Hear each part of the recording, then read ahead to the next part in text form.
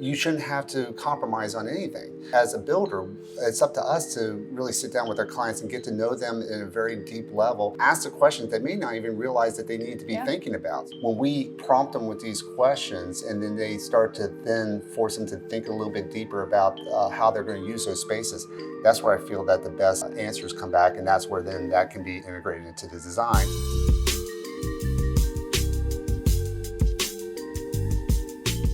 Hello, my name is Amanda Cook. I'm with Tisdel Distributing. I'm here with Chris Gorman of Chris Gorman Homes for our next episode in Conversations in Kitchen Design. Chris, tell us a little bit about yourself and your company. So I'm Chris Gorman of Chris Gorman Homes, and we are a custom home builder located in Cincinnati, Ohio. And we build custom homes from the ground up. I say that we are more what I would call a design build company. We take somebody's ideas and their desires in their new home, and we make that come to life for them. Tell us what's one way kitchen layouts are evolving in 2025 builds. So what we're seeing in our home builds is that instead of having the kitchen being more of a utilitarian space and one space, we're seeing that expand to actually two spaces. And so the idea of having more of the utility side of it being into a separate, smaller space, and then the main kitchen being more of a presentation area, some area for conversations to happen, for people to interact, but yet not showing the messy side of it. So there may be different terms people use for this, a back kitchen, a messy kitchen. I kind of view it like the term open concept. It means different things to different people, but essentially there is a main space and then there is a subspace within our kitchens now. What's something that used to be the standard in kitchen design that you're seeing less and less of now? Well, kind of expanding on what I was saying earlier about the messy kitchen is I'm seeing that kitchens now are definitely the two-room space, but I'm also seeing a shift away from just having your standard appliance package in there to more of integrated design. In other words, your cabinets and your appliances are integrated to where you don't actually see them as much as what you used to. They're still there, but panelization has come a long way, and the ability to make all those appliances kind of blend in with the cabinets is one thing. The other thing is that there's more of an emphasis of we have all these small devices, small appliances, and it used to be cluttered into the kitchen in the old designs. Now we're seeing that people want to have a specific space for them, and that's going into those messy kitchen areas. And another area that we're seeing is more specialization.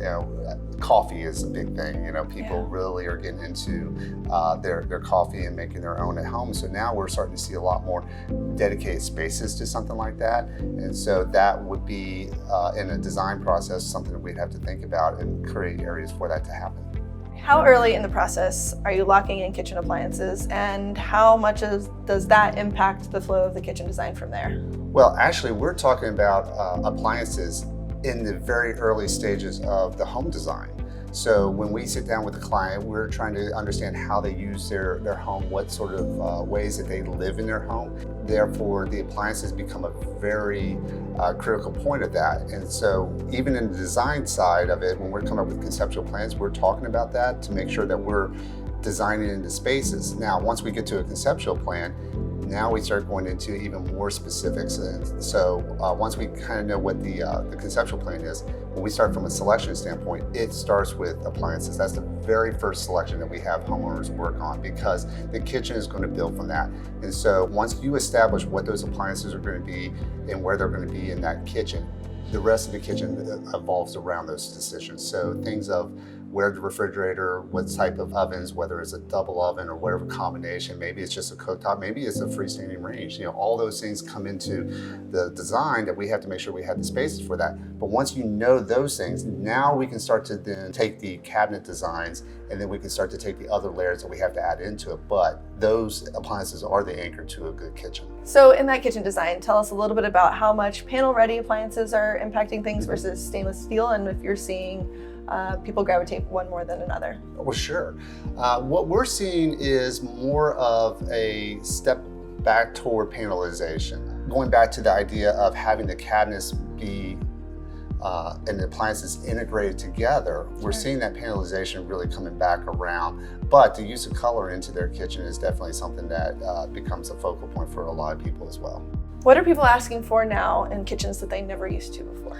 Well, I don't know if it's necessarily one thing that they're asking for now that they weren't before, but I think it's more of a deeper dive into their kitchens of how they're going to function, how they're going to use, where all these little appliances and or items that they currently have, that everything has a place within the kitchen so that it's more organized instead of just being more, absolutely. I mean, you know, especially when you're doing a custom home. I mean, the whole idea about custom home is that you shouldn't have to compromise on anything. So as a builder, it's up to us to really sit down with our clients and get to know them in a very deep level, and then ask the questions they may not even realize that they need to be thinking about. So from our perspective, when we prompt them with these questions and then they start to then force them to think a little bit deeper about how they're going to use those spaces, that's where I feel that the best answers come back, and that's where then that can be integrated into the design.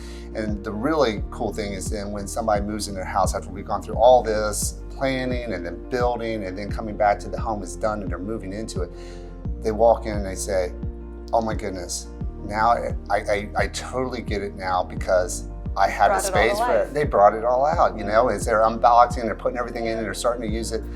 Yes, we talked about that months ago, and now here it is. It makes sense to them. And that's when you know you nailed it as a builder. How have you and your clients been creative with storage and accessibility in the kitchen? So every home plan is different and every client's different, and so there's always some little challenge. It may be more thinking deeper on the little nuanced spaces that you have. I'll use the example of a kitchen island. And so typically a kitchen island would be about 3 feet deep, you know, so you have your 2 foot your cabinets and then a 1 foot overhang. People want bigger islands now. So when you make a bigger island, now you have a lot more space that you have to cover. We're covering that through cabinet designs, and so what we're doing is we're seeing that those are opportunities for more storage, although it may be not something that you're getting to every day. But one home plan that we did, we actually took the cabinets that were going to be underneath the island. It was an oversized island, and we actually put a series of basically wall depth cabinets underneath, and that became storage for cookbooks and for other small appliances. It's not something that they were going to use every day, but it was going to be a wasted space. And so we saw that as an opportunity, so we designed it into the cabinets. And so it worked out really wonderful in this kitchen design. Tell us what's one thing that homeowners don't realize about building the kitchen from the ground up. I don't think they understand how much planning is involved into a proper kitchen. The amount of details, although how small they can be at times, have a major impact on the overall functionality, look, design, and aesthetic of a well-designed kitchen. It's a lot of decisions. It's a ton of decisions, and so things that they think are very minuscule, but have a huge impact on how that kitchen functions and feels. For example, just your hardware on your cabinets. I mean, even the decision of, are we going to have this to where this is exposed, or is this going to be more hidden hardware that blends in that you don't really see it? I mean, those are design decisions that you need to think about.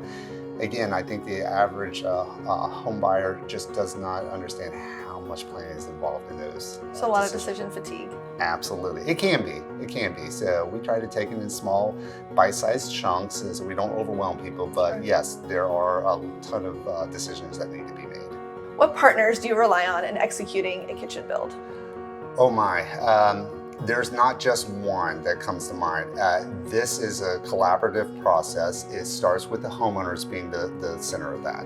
From there, it's the architect, it's the builder, it's the appliance manufacturer, distributor, it's our cabinet designer, it's our interior designer.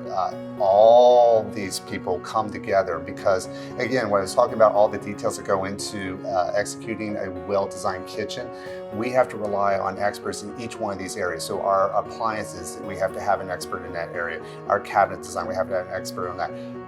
Me as the builder, you know, I'm kind of the conduit between all these different people that we have to interact with to bring this all together. So there really isn't one, but it is a collaborative approach to really pulling out the best in all the design and details. In one word, how would you describe the future of kitchen design? I'm going to use the word collaboration. And what I mean by that is Everybody has a different perspective of what they want in their kitchen, a different style, a different feel, a different functionality. But when you take the word collaborative and you bring people together and they're all putting their inputs into it toward a common goal, that's where the best decisions and answers come from. Thank you so much for doing this with us. We appreciate your partnership and all of your insight today. Well, I appreciate the opportunity. It was great talking with you today, and I just really appreciate not only the opportunity to come speak today, but also your help with us on all of our home builds.